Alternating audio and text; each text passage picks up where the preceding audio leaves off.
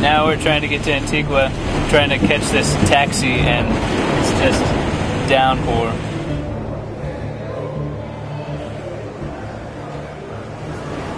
Viene en 5 minutos. Okay, gracias. She'll be here in 10 minutes. Guatemalan time. She actually originally told us 15 minutes, and it's been over 30 minutes. So 5 minutes plus 10 minutes, so I don't know. I don't think she knows what time it is. An hour and a half. It's been an hour and a half. They told us that they're going to be 15 minutes late, but they are an hour and a half late. First thing I notice is there's no seatbelts. It's only costing us $5 to get down there. So.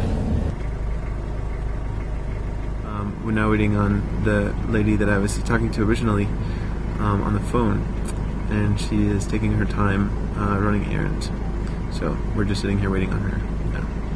I get pretty car sick if I'm sitting in the back of a vehicle in a curvy road, and that's exactly what we're doing.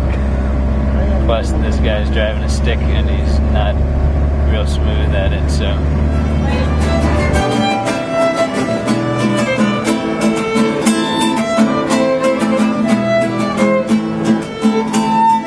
Welcome to Antigua, my favorite city in the entire world. Antigua is a little tiny tourist town that is surrounded by volcanoes such as Agua, which is one of Guatemala's largest volcanoes, and Fuego, which is still active today. In the 1700s, a law was passed requiring that no one change the look of their buildings, so all the architecture here is centuries old. From cobblestone streets to beautiful courtyards, even the Burger King looks like it's from the 18th century. In the very center of town is a little park with a beautiful fountain. It's easy to find a park bench and just sit for hours at a time watching people or reading a book. Antigua has a lot to offer, from volcano hikes to jade factory tours to amazing banana bread. And the best part is, you can have the time of your life here for dirt cheap. I'm talking $5 hotels and some of the best service on the planet. I'd say one of my favorite places in town would be La Sin Ventura. La Sin Ventura is part of Antigua's diverse nightlife. By about 9 o'clock, the club is full of salsa dancers and people from all over the world who speak many different languages.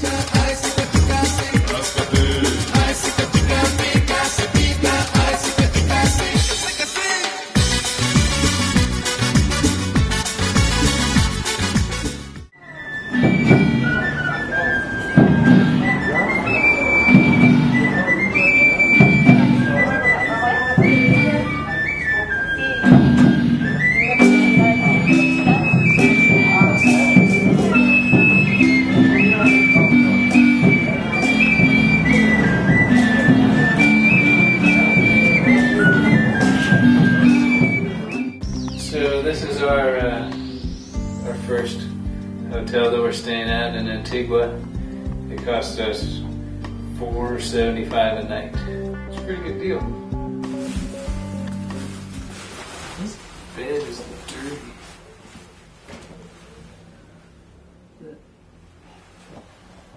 There is junk all over it.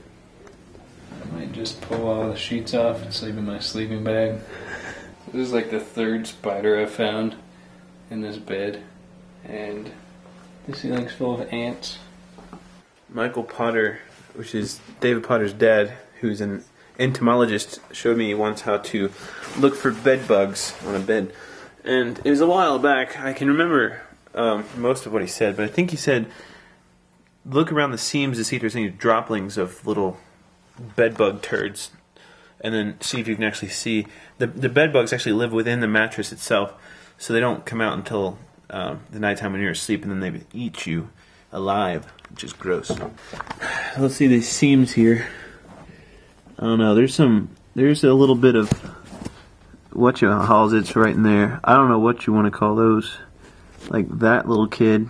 I don't know if those are considered turdies or what.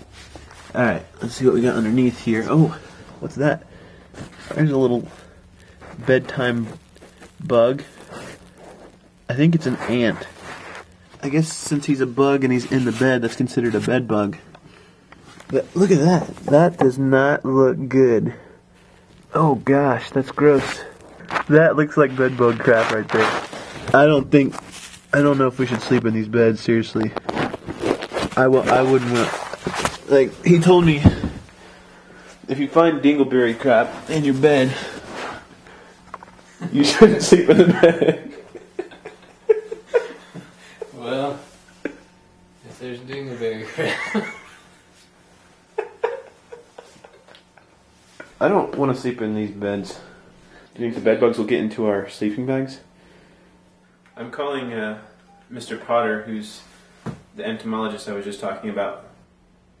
Rust-colored spots on the mattress. Yeah, there's definitely little dingleberries everywhere. We need to take our backpacks off the bed.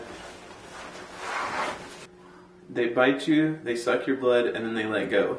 And they're hitchhikers. Yeah, we'd have them on our sleeping bag if we put them on our bed, right?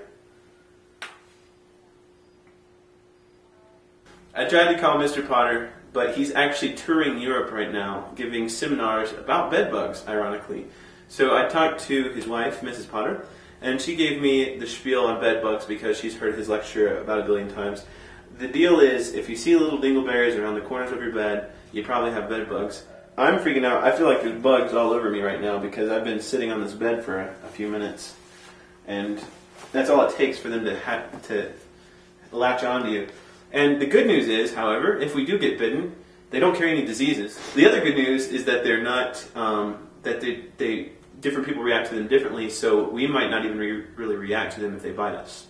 So we're just kind of like giving them our blood for free, like, you know, those blood banks and stuff. So I was thinking I would just take this mattress off the bed, put my ground pad on this plastic covered box spring, and then put bug spray on and go to sleep. I think I was happier before I knew about bed bugs.